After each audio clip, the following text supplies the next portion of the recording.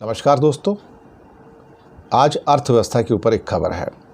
मई के महीने में बताया गया कि जीएसटी का कलेक्शन 10% बढ़कर 1,73,00,000 लाख करोड़ रुपए हो गया है।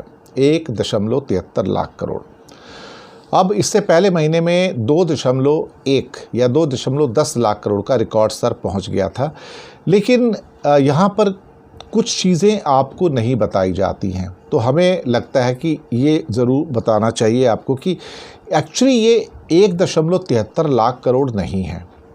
एक्चुअली इसमें से जो रिफ़ंड की जो पेमेंट होती है, यानी कि जिनके रिफ़ंड देने होते हैं, वो आपको नहीं बताया जाता है।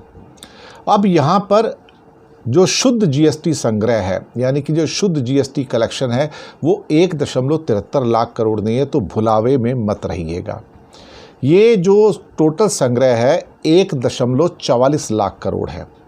अब आप कहोगे 1.73 से ये तो 30 लाख करोड़, 29 लाख करोड़, करीब 29,000 करोड़ कम हो गया। इसमें से बिल्कुल कम हो गया, 29,000 करोड़ इसमें से कम हो गया, क्योंकि रिफंड चले गए।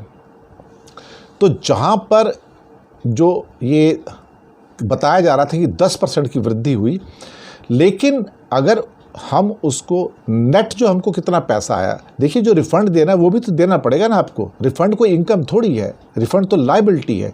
तो देने के बाद हमारी जो राइज इन द जीएसटी है वो 10% नहीं है, सिर्फ 6.9% है। 6.9% है। मुझे लगता है कि हम ग्रॉस फिगर्स को शो करने में ज़्यादा इंटरेस्ट ले लेते हैं, और वो जो ग्रॉस फिगर्स होते हैं वो एक मिसलीडिंग पिक्चर देते हैं।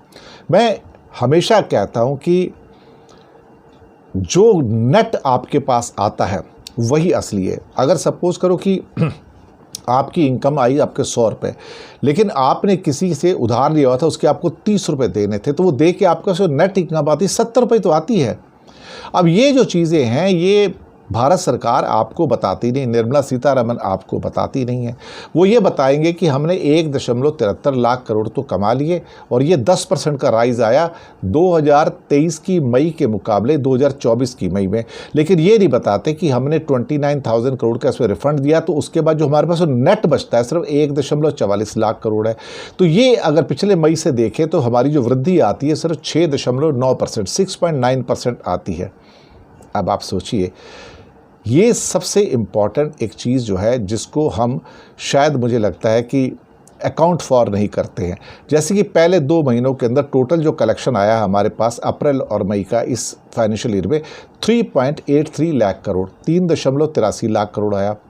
तो उसमें बताया गया कि हमारी जो वृद्धि हुई है 11.3% हुई है। लेकिन अब उसमें से जो नेट आता है वो 3.36 लाख करोड़ आता है।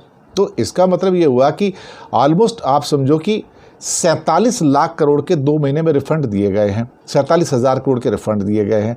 तो हमारा जो नेट है वो काफ़ी कम हो जाता है। तो आपके सामने जो पिक्चर पेश की जाती है वो पिक्चर जो है बेसिकली एक डिसेप्टिव पिक्चर है, अगर देखा जाए तो।